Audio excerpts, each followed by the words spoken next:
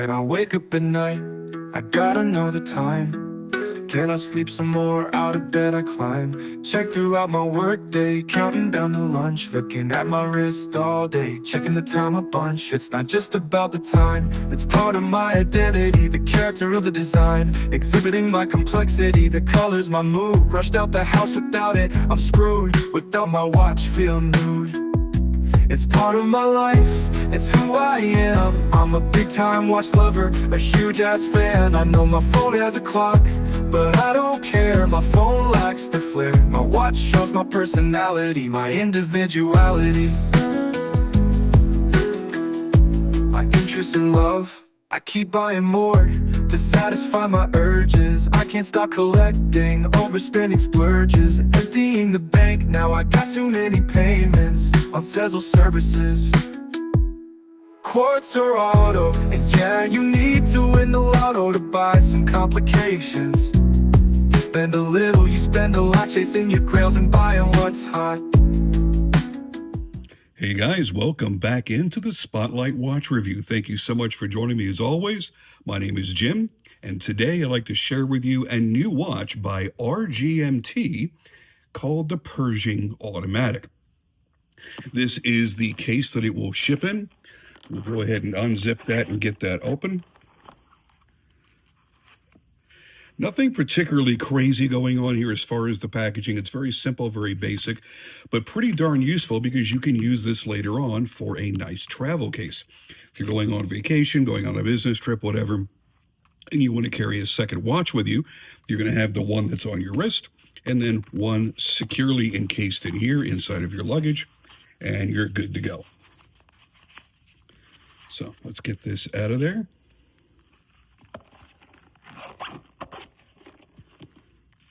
And see what we're dealing with.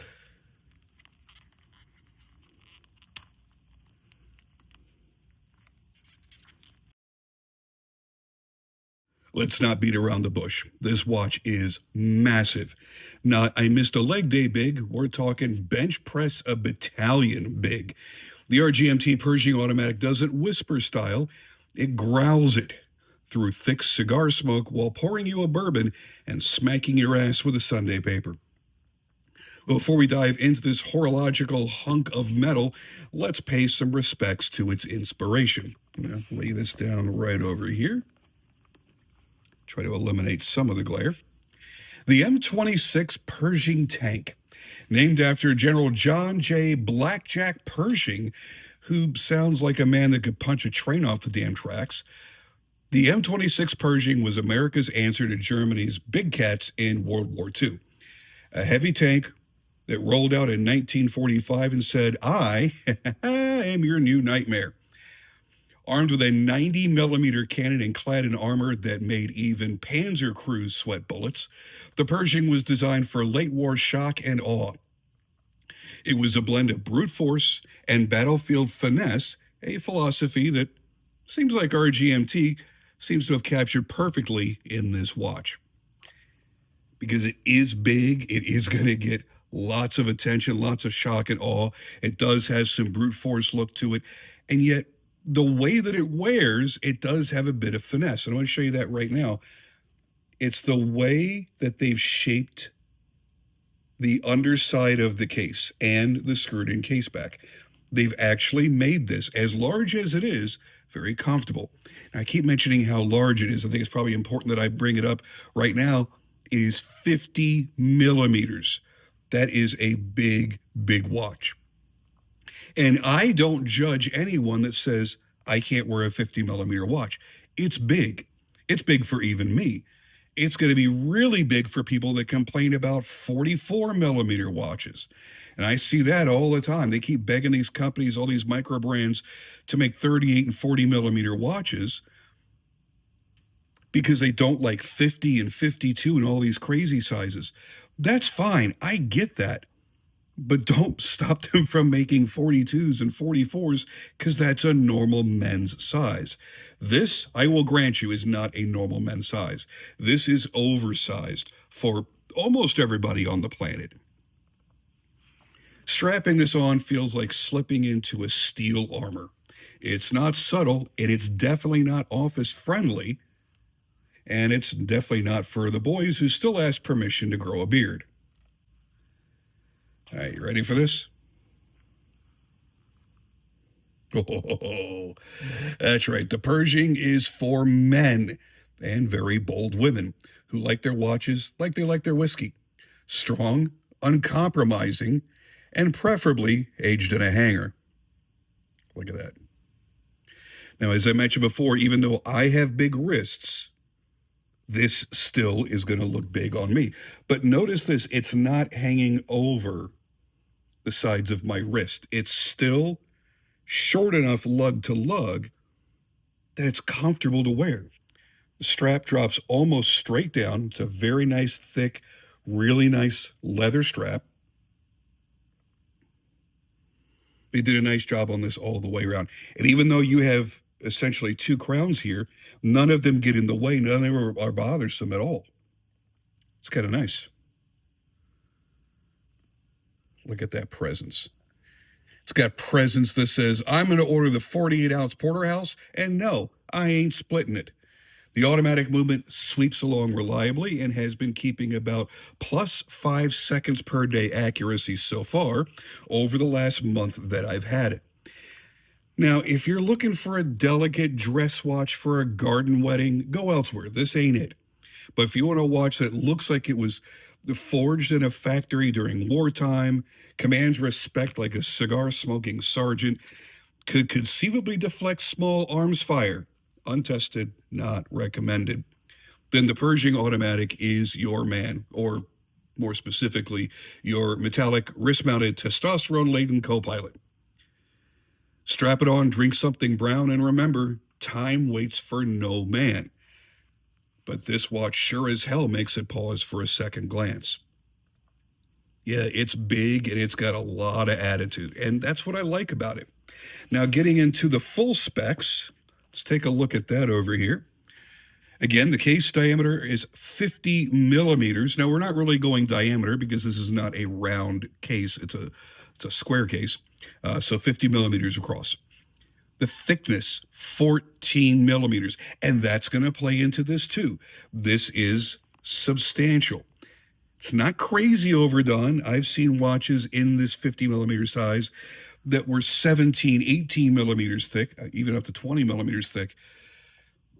And that's just too far. 14, I think, gives you a real feel for, hey, this is a big, thick, hefty watch without looking clownish on your wrist. The lugs are 24 millimeters wide, so any replacement straps you want to throw on there, just make sure you have 24 millimeter straps. And as you can see here, this one goes all the way out, and they've notched it into the 24. So this strap really tapers from 25 millimeters down to about 22. And then they have notched in here and have a 24 millimeter section that has the spring bar inside. Your crystal, by the way, is a sapphire crystal with AR coatings. That's nice. You've got 300 meters of water resistance.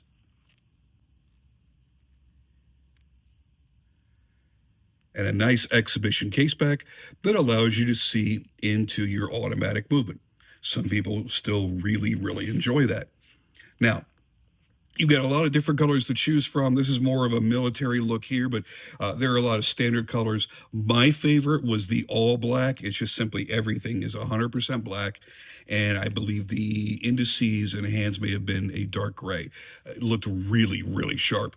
But there was something about the OD green dial against the brown leather that said, hey, this looks kind of extra tough. I'm kind of digging that. The secondary crown here at the 9 o'clock position is for this inner rotating bezel or dial ring, and you can use this as a countdown timer.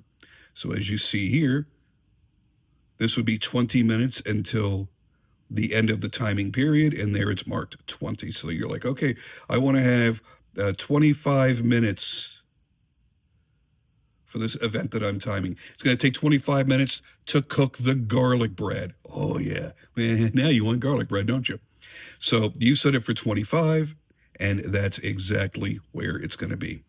Bring this back to 0 because I am not making garlic bread as much as I want to, and I'm probably going to have to now because I'm going to be thinking about garlic bread the rest of the day. Thanks for that. Okay, there we go. So yeah, it does play big on the wrist. Doesn't play too oversized, in my opinion.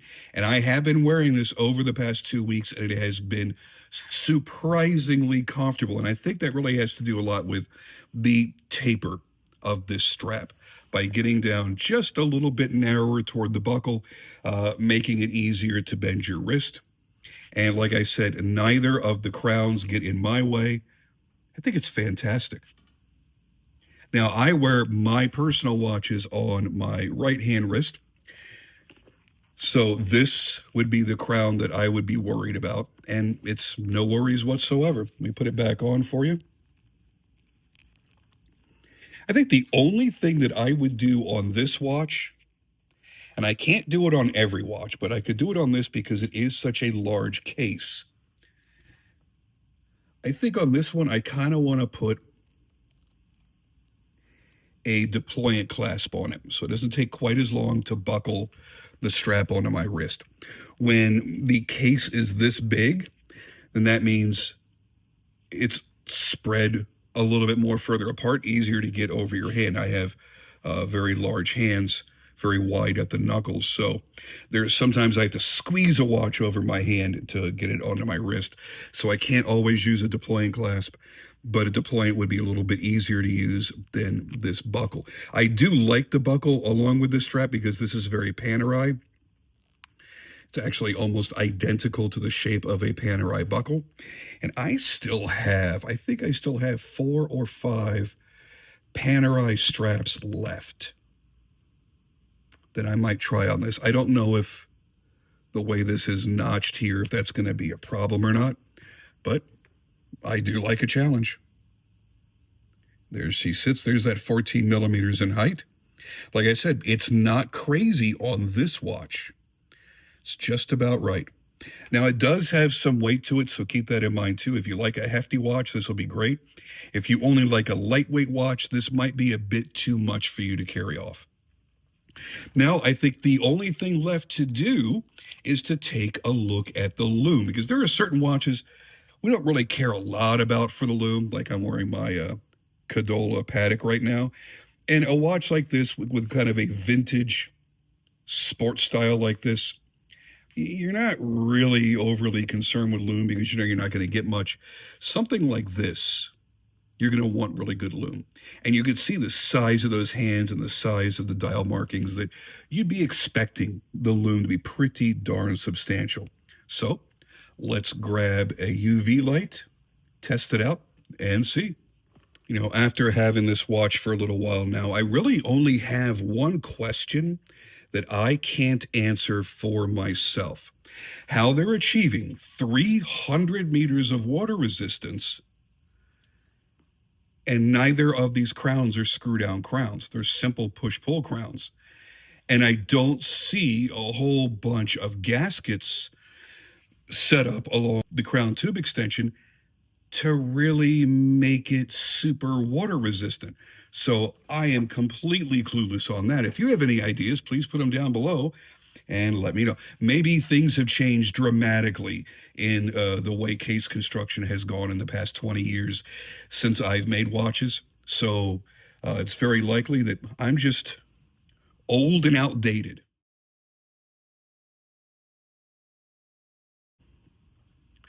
That only takes a couple of seconds. Let's see what happens. Oh, yeah. I like that. So now you've got the blue Lume going around the rotating collar. And then you have green Lume in the hands and in the numerals.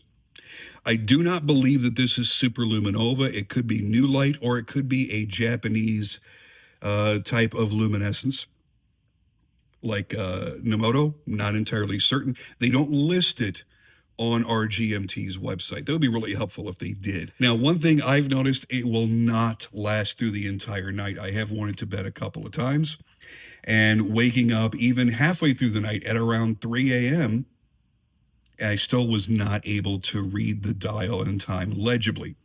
So Is it going to be your next insane deep diver? Well, no, it shouldn't be. It's on a leather strap, man.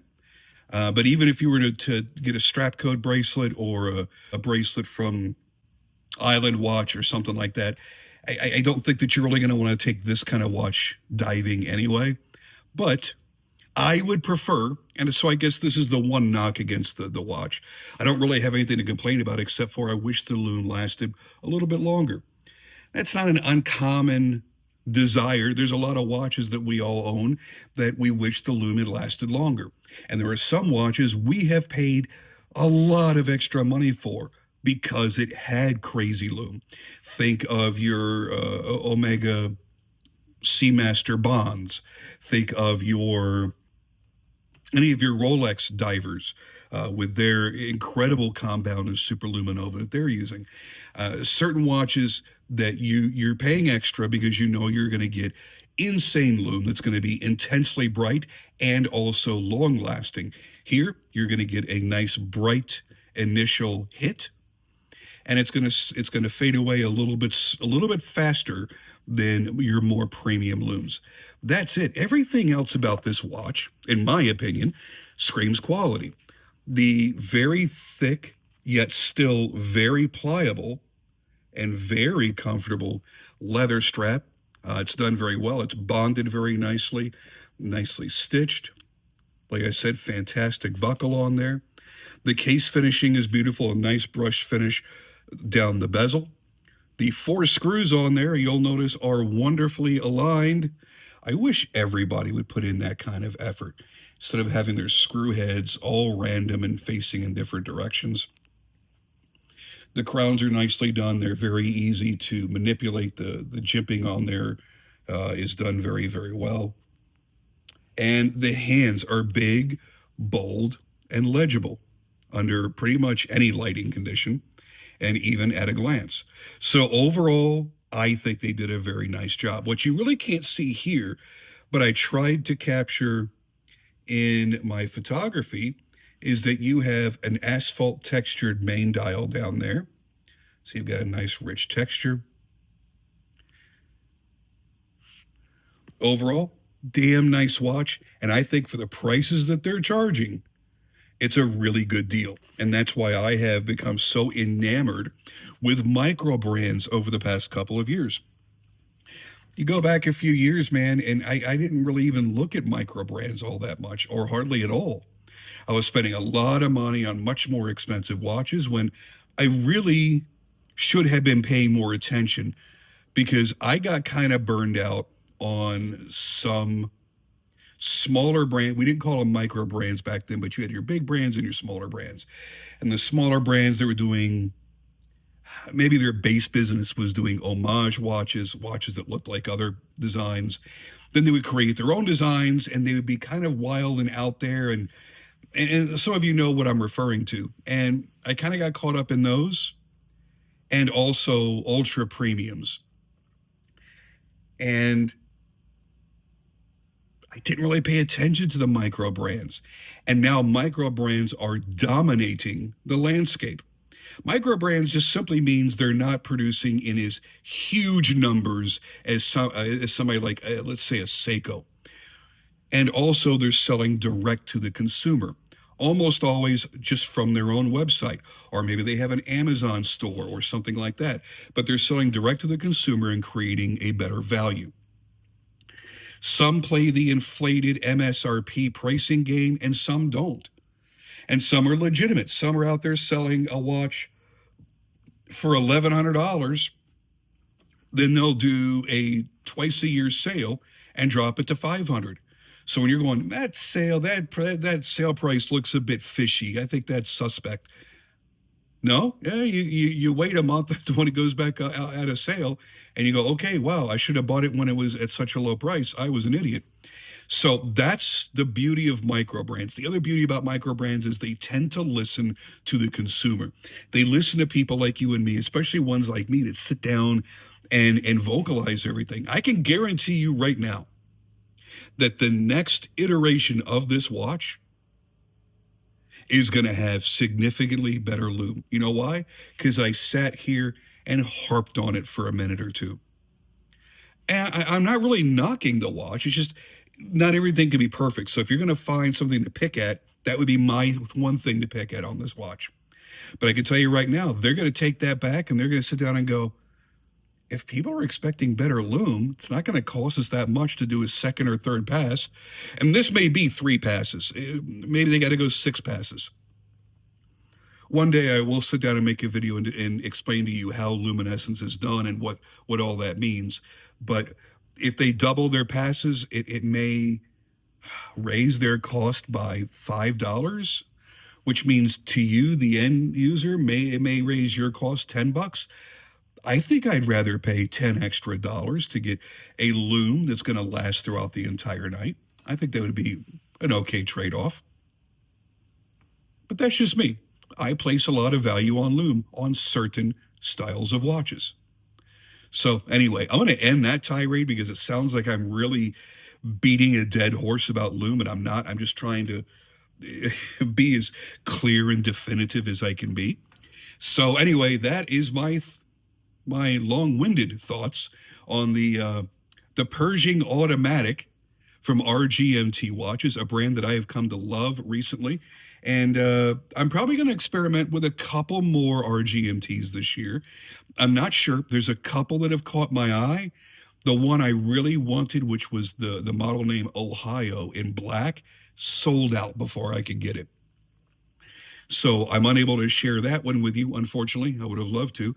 But I'm going to keep my eye out, and I'm going to pick out a couple special ones, assuming they have some really great designs coming out, and see what I can do about bringing those out here on the channel. Thank you guys so much for joining me as always, and I'll see you on the next video.